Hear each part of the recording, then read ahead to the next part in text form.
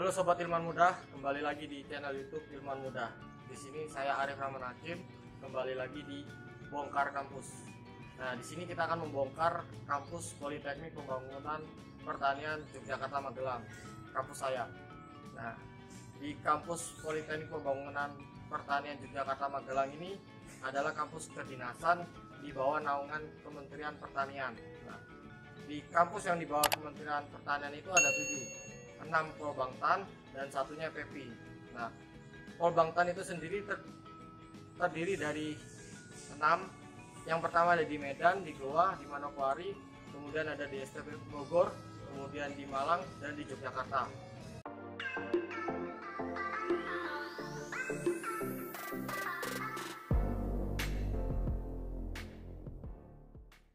Sekolah kedinasan dan ikatan dinas itu adalah dua hal yang berbeda, teman-teman. Di sekolah kedinasan itu artinya sekolah tersebut di bawah naungan kedinasan seperti STAN, IPDN, dan lain-lain. Dan untuk ikatan dinas adalah program yang disertakan dalam sekolah kedinasan seperti itu. Programnya yaitu ikatan kerja bagi lulusan atau alumni sekolah tersebut. Nah, itu ikatan dinas. Jadi sekolah kedinasan adalah naungan dari kementerian tertentu, sedangkan ikatan dinas semacam program lulusan para alumni sekolah tersebut. Jadi, nah kebetulan di Polbangtan ini hanya sekolah kedinasan, tidak memiliki kontrak atau ikatan dinas seperti itu. Jadi lulusan dari alumni Polbangtan ini dapat mengisi job-job di mana saja seperti itu. Nah, untuk di Polbangtan sendiri ada 4 jalur masuknya. Yang pertama ada jalur umum untuk anak-anak reguler dari SMA maupun anak SMA IPA maupun IPS. Yang kemudian ada jalur undangan khusus untuk SMK binaan dari Dinas Pertanian. Yang ketiga adalah jalur Pemda dari pemerintah daerah yang bekerjasama dengan Politeknik Pembangunan Pertanian di Yogyakarta. Dan yang terakhir adalah jalur tugas belajar. Nah, ini khusus PNS. Nah, kita dapat masuk di jalur undangan maupun dari jalur umum.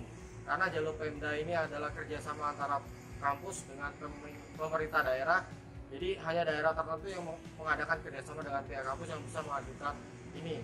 Jalur undangan dan jalur umum ini adalah paling banyak peminatnya. Nah, di jalur undangan ini banyak anak SMK di berbagai daerah yang melalui jalur ini untuk bisa masuk di Politeknik Pembangunan Pertanian Yogyakarta.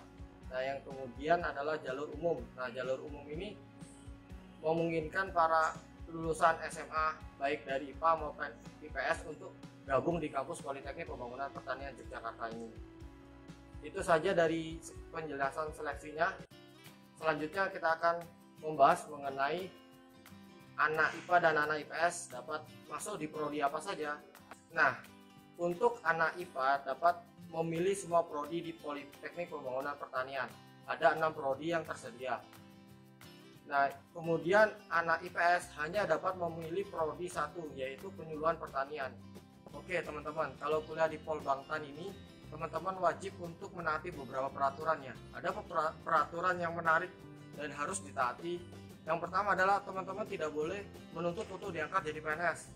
Jadi seperti tadi penjelasan di awal bahwa sekolah ini bukan sekolah ikatan dinas, tapi sekolah kedinasan.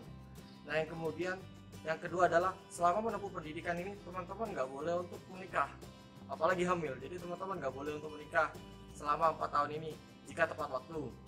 Dan untuk jalur umum teman-teman hanya 2 tahun terakhir diperkenankan untuk mengikuti tes seperti itu. Nah, kemudian kita akan sharing pengalaman mengenai suka dan dukanya ya. Nah, sukanya ini di kampus ini saya dan kawan-kawan yang lain itu rasa kebersamaan itu begitu kuat, karena tugas-tugas yang dari dosen biasanya berkaitan dengan lapangan itu biasanya diturunkan atau ditujukan untuk satu kelas. Jadi satu kelas itu harus bisa berbudidaya tanaman padi misalnya. Jadi harus bisa satu kelas itu untuk solid dan bekerja sama untuk bisa menyelesaikan satu proyek tersebut. Jadi kita tidak ada istilah untuk saling egois atau individualis, nggak bisa, karena proyek ini proyek bersama seperti itu. Nah, kemudian selain itu juga ada dukanya teman-teman. Nah, dukanya ini ketika sakit teman-teman harus bersedia atau siap untuk mendapatkan tugas pengganti. Nah, tugas penggantinya tuh ada banyak macam-macamnya. Salah satunya kita bisa contoh dari pengalaman saya, yaitu kita membuat perbanyakan dari tanaman asoka. Itu salah satu tugas penggantinya. Jadi teman-teman kalau bisa selalu jaga stamina selama menempuh pendidikan di sini ya. Nah, kita masuk di bagian yang paling penting dari pendidikan perguruan tinggi, yaitu mengenai prospek kerjanya sih gimana. Nah, untuk lulusan Politeknik Pembangunan Pertanian itu meskipun tidak boleh menuntut untuk menjadi PNS, tapi kita punya potensi untuk menjadi PNS. Kenapa? Karena penyuluh pertanian itu di jurusan ini kita mempunyai nilai lebih, yaitu kita punya sertifikat penyuluh. Seperti hanya guru, kita harus mempunyai sertifikat mengajar. Nah, seperti itu. Dan di jurusan saya penyuluh pertanian itu ada. Yang kedua, Polbangtan bekerjasama dengan perusahaan-perusahaan sawit terbesar di Indonesia untuk menyalurkan alumni-alumninya. Nah, yang ketiga, di era milenial ini banyak sekali platform digital yang berfokus pada pemberdayaan petani.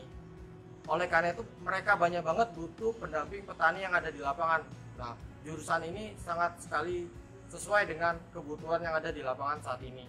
Seperti itu guys. Jadi jangan berkecil hati meskipun kita dari pertanian. Jangan sampai kita merasa minder bahwa kita nggak punya pekerjaan. Itu salah besar. Dan yang paling penting, jika kita tidak bisa kerja, kita harus bisa menciptakan lapangan kerja, yaitu dengan menjadi petani itu sendiri. Bertani karena benar. Oke guys, sekian dari video kali ini. Bagi teman-teman yang masih bingung, dapat bertanya di kolom komentar di bawah ini, ataupun teman-teman dapat follow IG saya di @arifrh38. Jangan lupa untuk bagikan video ini agar video ini dapat bermanfaat untuk teman-teman yang lain. Terima kasih, salam dari kami, salam ilmuwan muda. Jangan berkecil hati meskipun kita dari pertanian. Jangan sampai kita merasa minder bahwa kita nggak punya pekerjaan. Itu salah besar. Dan yang paling penting, jika kita tidak bisa kerja, kita harus bisa menciptakan lapangan kerja, yaitu dengan menjadi petani itu sendiri. Bertani karena benar.